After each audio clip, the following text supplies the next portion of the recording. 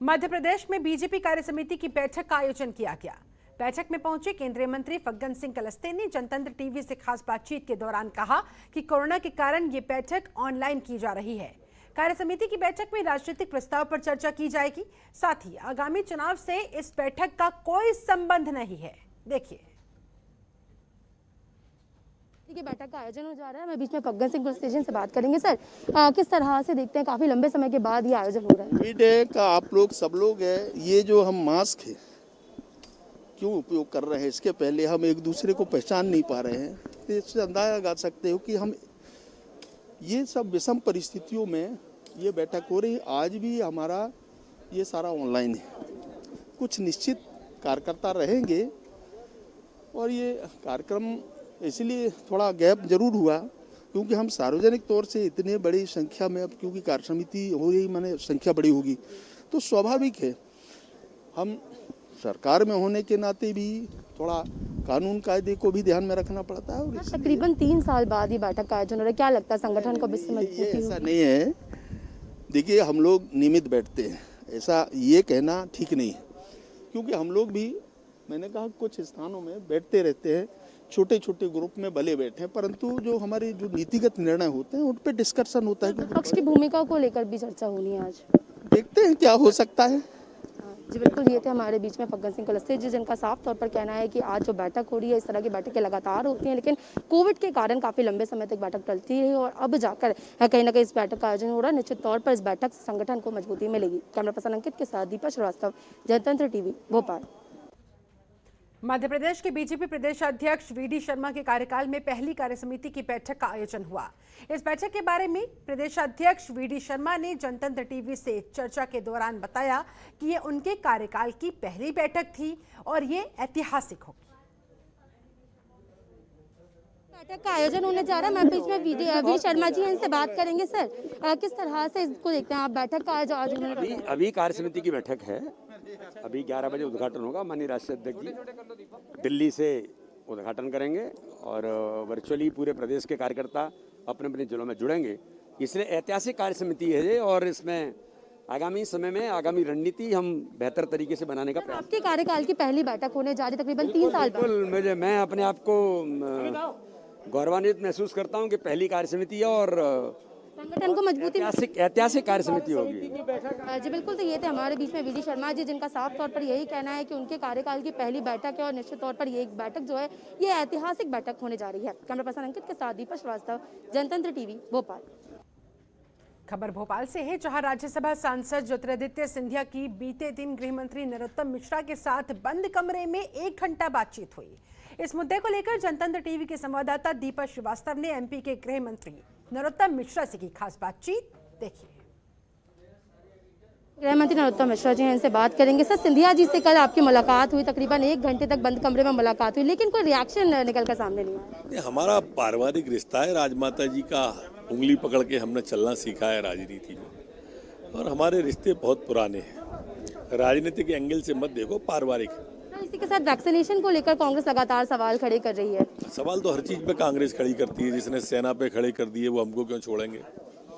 जिसने ईवीएम पे खड़ा कर दिया, जिनने अदालतों पे सवाल खड़े कर दिए। अरे ये बताओ ना, सवाल ये मूल सवाल ये है कि क्यों नहीं निकले घर से बाहर, सेवा के लिए क्यों नहीं निकले? जी बिल्कुल, तो ये थे हमारे बीच में गृह मंत्री डॉक्टर नरोत्तम मिश्रा जी, जिनका साफ तौर पर यही कहना है कि कांग्रेस का काम है सवाल खड़े करना। इसके अलावा अगर बात की जाए जमीनी स्तर पर, तो जमीनी स्तर पर आकर कांग्रेस के द्वारा कोई काम नहीं किया जाता है। कैमरा पर्सन अंकित के साथ दीपा श्रीवास्तव, जनतंत्र टीवी, भोपाल। वहीं कोरोना की दूसरी लहर में अव्यवस्थाओं को देखते हुए अपर मुख्य सचिव मोहम्मद सुलेमान ने इंदौर का दौरा किया, स्वास्थ्य व्यवस्थाओं का जायजा लिया। उन्होंने इस दौरान अधिकारियों के साथ बैठक करते हुए स्वास्थ्य संबंधित मुद्दों पर विस्तार पूर्वक चर्चा की। इसमें कलेक्टर, संभाग आयुक्त, निगम आयुक्त के अलावा आला अधिकारी भी मौजूद रहे। इस दौरान वो कहते नजर आए कि जो असुविधा कोरोना की दूसरी लहर में लोगों को सामना जिसका करना पड़ा, जिसमें ऑक्सीजन की कमी, बेड की कमी आई, उसी को लेकर तैयारियां अब कुछ इस तरह से की जा रही है कि इस तरह की समस्या दोबारा उत्पन्न ना हो। संभावित तीसरी लहर की पहले से ही तैयारियां पुख्ता रखनी होगी।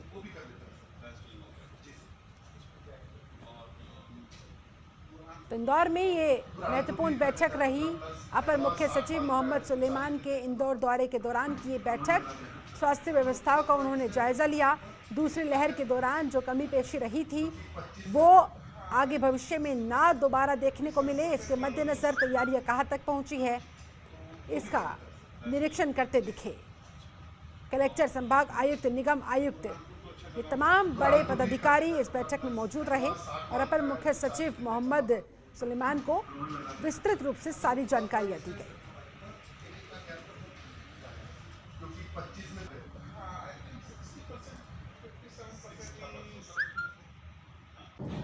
हम लोग लगातार कोविड अप्रोप्रिएट बिहेवियर का प्रचार प्रसार तो करते रहेंगे, लेकिन साथ ही हम इस बात का भी अरेंजमेंट करेंगे कि अगर मान लिया केसेस आते ही हैं तो हमको ऐसी चुनौती ना देखनी पड़े जैसे सेकंड लहर में हमको देखनी पड़ी। सेकंड लहर में हमारे साथ कई सारी समस्याएं आई, आपकी सबकी जानकारी में है। केसेस बहुत तेजी से बढ़े, तेजी से बढ़ने के कारण पूरा हॉस्पिटल इंफ्रास्ट्रक्चर कंज्यूम हो गया। लिटरली 100% बेड ऑक्यूपेंसी ज़्यादातर अस्पतालों में रिपोर्ट हुई और उसके कारण बढ़ने वाली बाकी समस्याएं जिसमें ऑक्सीजन बहुत दिखता है। शिवपुरी की पोहरी विधानसभा के ग्राम बरौद में वैक्सीनेशन अभियान के तहत वैक्सीन लगाई गई। युवा नेता और राज्य मंत्री के बेटे जीतू राठखेड़ा मौजूद इस दौरान वहां पर रहे। बता दें आपको, वैक्सीनेशन अभियान लगातार जारी है। 2 दिन के वैक्सीनेशन अभियान में जिले में पोहरी विधानसभा पहले स्थान पर रहा। इस अभियान में लोगों को वैक्सीन के लिए जागरूक किया गया, वैक्सीन लगवाने की लोगों से अपील की गई। इसके अलावा लोगों के बीच वैक्सीन लगवाने को लेकर जो भी भ्रामक जानकारियां थी या जो हिचकिचाहट थी जिसकी वजह से लोग वैक्सीन नहीं लगवाना चाहते थे, उसे भी दूर करने का काम किया गया। पोहरी विधानसभा क्षेत्र में वैक्सीनेशन के अभियान में तेजी लाते हुए ज़्यादा से ज़्यादा लोगों को वैक्सीन लगाई जा सके, उन्हें जागरूक करते हुए उन्हें अपील की गई है कि वो खुद से इनिशिएटिव लेते हुए सामने आए, अपने आप को, अपने परिवार को वैक्सीन अवश्य लगवाए। इस तरह से शिवपुरी से तस्वीरें सामने आई है। पोहरी विधानसभा के ग्राम बरौद में वैक्सीनेशन अभियान चलाया गया। पहले स्थान पर पोहरी विधानसभा क्षेत्र रहा यहाँ वैक्सीनेशन अभियान के मामले में, और कहीं ना कहीं उम्मीद की किरण अनेक क्षेत्रों के लिए भी जगती हुई और प्रेरणा ये तस्वीरें बनती हुई कि वहाँ भी लोग खुद से सामने आकर बिना किसी हिचकिचाहट के वैक्सीन ले और कोरोना के खिलाफ इस जंग में अपने आप को, अपने परिवार को सुरक्षित रखे। विधानसभा में वैक्सीनेशन के लिए हम अपने परिवार के वरिष्ठ जनों को निवेदन और अपील कर रहे हैं कि आप सभी की सुरक्षा के लिए हम सबको वैक्सीन लगवाना है और निरंतर जिले में 2 दिन इस विशेष महाअभियान के तहत 2 दिन पोहरी विधानसभा ने पहले दिन, प्रथम दिन 5000 वैक्सीन लगवाई, द्वितीय दिन 4041 वैक्सीन लगवाकर दोनों ही दिन जिले में टॉप पर रही। हम समस्त पोहरी विधानसभा परिवार को गर्व है हमारे परिवार के समस्त सम्मानीय सदस्यों पर कि वो वैक्सीन के लिए बढ़ चढ़ कर हिस्सा ले रहे हैं। वहीं मध्य प्रदेश में कोरोना के नए वेरिएंट डेल्टा प्लस मिलने के बाद हड़कंप मचा हुआ है, जिसके चलते केंद्रीय स्वास्थ्य सचिव ने मध्य प्रदेश के मुख्य सचिव को पत्र भी लिखा। कोरोना डेल्टा वेरिएंट की आफत की वजह से मध्य प्रदेश, महाराष्ट्र और केरल में अलर्ट जारी कर दिया गया है। ये रिपोर्ट देखिए।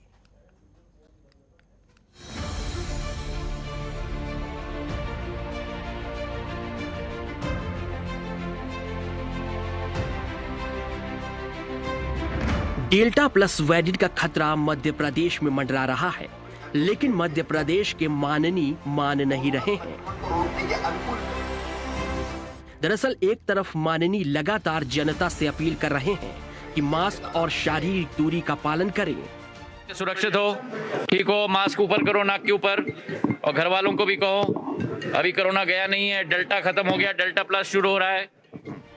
लेकिन मध्य प्रदेश के दिग्गज नेता ही बिना मास्क के नजर आ रहे हैं। सत्ता और विपक्ष के धुरंधर नेता कोविड गाइडलाइंस का खुलेआम उल्लंघन कर रहे हैं। आप तस्वीरों में देख सकते हैं किस तरह से कोरोना नियमों का उल्लंघन किया जा रहा है। चाहे मुख्यमंत्री हो या प्रदेश के माननीय मंत्रीगण, सत्ता और विपक्ष के नेता कोरोना नियमों की धज्जियां उड़ाते हुए दिख रहे हैं। प्रदेश के मुखिया शिवराज सिंह चौहान अपने बयानों में कह रहे हैं कि हम कोरोना की तीसरी लहर से निपटने को तैयार हैं। सीएम अक्सर अपील में कहते हैं कि मास्क लगाएं और सोशल डिस्टेंसिंग का पालन करें। एक डेल्टा प्लस वेरिएंट है। आज मैं कोविड की समीक्षा करूंगा तो पूरी उस विषय पर मैं चर्चा करूंगा, उससे मुकाबला करना है। ये मैं इसलिए चेता रहा हूं कि सावधान रहने की जरूरत है, असावधानी नहीं।